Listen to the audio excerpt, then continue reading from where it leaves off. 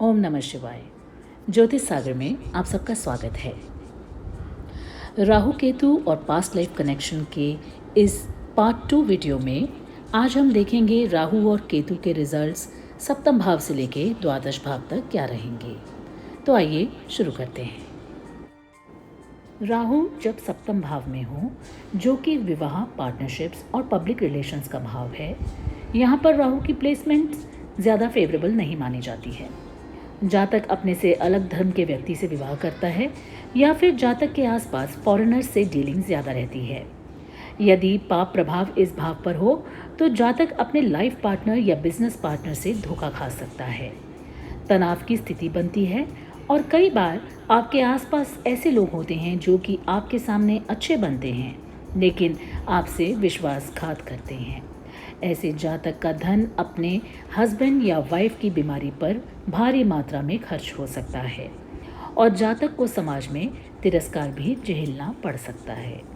वहीं केतु प्रथम भाव में होता है, जो कि हमारी पर्सनैलिटी, हेल्थ और पब्लिक इमेज का भाव है।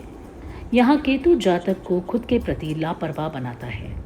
जातक को स्वयं में आत्मविश्वास की कमी महसूस होती है, इसलिए वो हमेशा किसी ना किसी का सहारा चाहता है। उसे लगता है कि वो इनकम्प्लीट है और उसमें कोई भी खासियत या प्रतिभा नहीं है। इस सब फीलिंग्स के कारण जातक कई बार बिना सोचे समझे निर्णय लेता है और नुकसान झेलता है। इस तरह के अधूरेपन की फीलिंग से बचने के लिए वो ज़्यादा से ज़्यादा लोगों से दोस्ती करता है और उन पर ज़रूरत से ज़्यादा भरोसा कर अपनी कमज़ोरियों को अपने दोस्तों को बताकर कई बार धोखे का शिकार बनता है। जातक स्वयं को अनलकी या शापित समझकर डिप्रेशन और एंजाइटी का शिकार बनता है। अष्टम भाव में राहु की प्लेसमेंट कुछ खास अच्छी नहीं मानी जाती। अष्टम भाव एक्सीडेंट्स, पीड़ाओं, आकस्मिक घटनाएं और ससुराल पक्ष को दिखाता है। जातक को जीवन में कई तरह के उतार चढ़ाव देखने को मिलते हैं। ससुराल से भी रिश्तों में कटुता आती है। जातक क्विक मनी गेन्स के लिए अनैतिक तरीके अपनाता है। एक्सीडेंट्स के चांसेस ज़्यादा बढ़ते हैं। वैवाहिक जीवन में भी मनमुटाव रहता है और अपमान की स्थिति बनती है। लेकिन यदि राहु शुभ प्रभाव में हो तो जातक surgeon, researcher, scientist, occultist, engineering में सफलता प्राप्त करता है। पैतृक संपत्ति से भी लाभ होता है। पेंशन से जुड़े कार्य, इंश्योरेंस, लॉटरी या सट्टे से भी लाभ होता है। वहीं दूसरे भाव में केतु यदि शुभ प्रभाव में हो तो जातक एक कुशल वक्ता होता है, समझदार और वेल मैनर्ड होता है। लेकिन क्योंकि केतु डिटैचमेंट का कारक है और साथ में अशुभ प्रभाव होने पर जातक की लर्निंग डिसेबिलिटीज़ जैसे हकलाना या अपनी बात ठीक से ना समझा पाने जैसी प्रॉब्लम्स देता है। अपने परिवार वालों से दूरी देता है और पारिवारिक और वैवाहिक रिश्तों में कन्फ्यूजन्स और मिसकम्युनिकेशन की स्थिति बनाता है। सक्सेस मिलने में देरी होती है। फाइनेंशियल इंस्टेबिलिटी की भी पॉसिबिलिटी रहती है और जातक धन संचय करने में भी परेशान होता है। नवम भाव को भाग्य भाव कहते हैं। इस भाव में हम पिता, गुरु, आध्यात्मिक सोच, धर्म, उच्च शिक्षा का विचार करते हैं। इस भाव में राहु के स्थित होने से जातक के रिलीजियस बिलीफ्स में अपने आसपास वालों से अलग सोच होती है। राहु एक्सट्रीमिज्म या अतिवाद दर्शाता है, यानी या तो जातक बहुत ज़्यादा धार्मिक या बिल्कुल ही धर्म के खिलाफ होता है। यदि राहु पाप प्रभाव में हो तो जातक के अपने पिता से संबंध अच्छे नहीं रहते। उच्च शिक्षा में रुकावट आती है। धर्म परिवर्तन भी जातक कर सकता है। संतान पक्ष से परेशानियां आती हैं। जातक भ्रम की स्थिति में रहता है और माता के स्वास्थ्य में भी दिक्कतें आती हैं। लेकिन यदि राहु पर शुभ प्रभाव हो तो जातक अत्यधिक धार्मिक, ईश्वर में विश्वास करने वाला, कानून को मानने वाला, समाज सेवी और कई बार विख्यात धर्म गुरु भी बन सकता है। वहीं दूसरी तरफ केतु तीसरे भाव में है, जो कि हमारे पराक्रम, कम्युनिकेशन, पड़ोसियों, भाई बहन, हमारे सोशल सर्कल और यात्राओं का भाव है।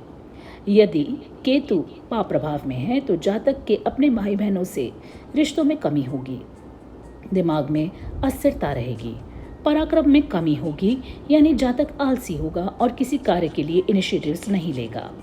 व्यर्थ की यात्रा में समय नष्ट होगा और अपने कोलीग्स या पड़ोसियों से भी रिश्ते खराब होंगे। लेकिन यदि केतु पर शुभ प्रभाव हो तो जातक सफल, विख्यात और अच्छे कार्यों के प्रति अग्रसर रहेगा। यात्राओं से सफलता मिलेगी।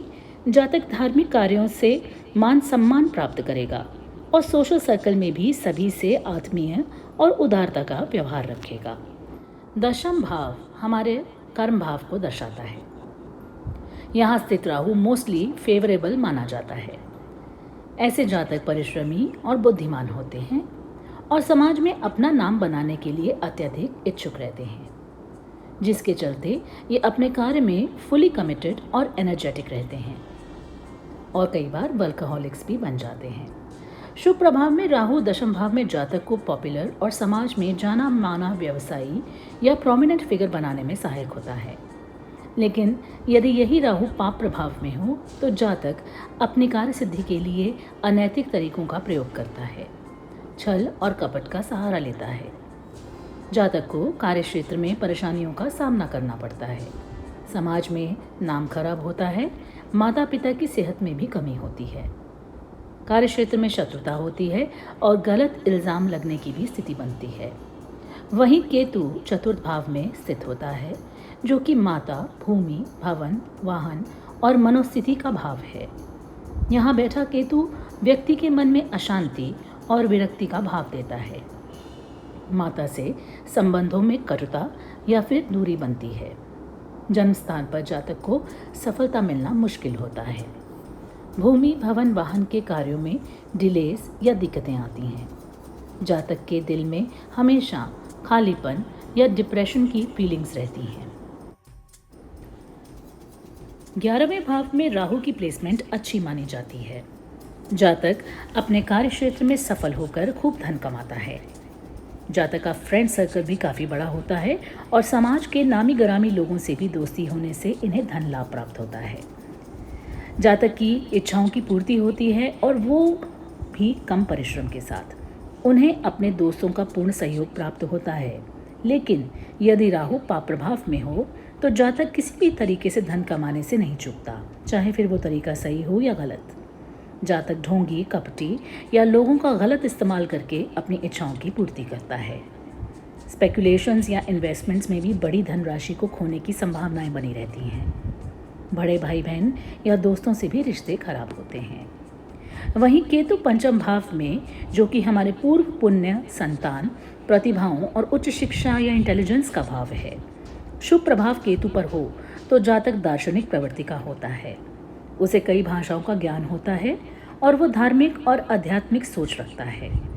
ऑकल्ट सब्जेक्ट्स में रुचि लेता है और इनमें हाई इंट्यूशन पावर भी होती है। यदि पाप प्रभाव में केतु हो तो जातक को संतान उत्पत्ति में दिक्कतें आती हैं या संतान से दूरी की स्थिति बनती है। उच्च शिक्षा में रुकावटें आती हैं, हेल्थ इश्यूज आ सकते हैं, प्रेम संबंधों में विच्छेद हो सकते हैं और जातक की मानसिक शांति भी भंग होती है। राहु की प्लेसमेंट 12वें भाव में अच्छी नहीं मानी जाती।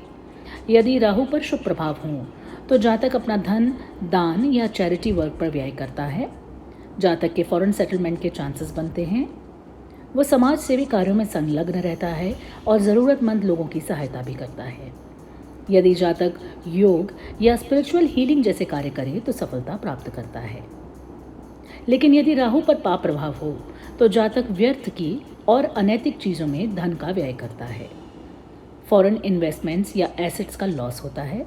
कानून से सज़ा मिलने के चांसेस भी बनते हैं। ब्लैक मैजिक या ऊपरी हवाओं से भी जातक ग्रस्त हो सकता है और जातक को अच्छी और सुकून की नींद लेने में भी परेशानियां आती हैं। वहीं छठे भाव में केतु होता है। यदि केतु शुभ प्रभाव में हो तो जातक की मेमोरी अच्छी होती है। वो सभी तरह की परेशानियों से बाहर निकलकर सफलता पाता है।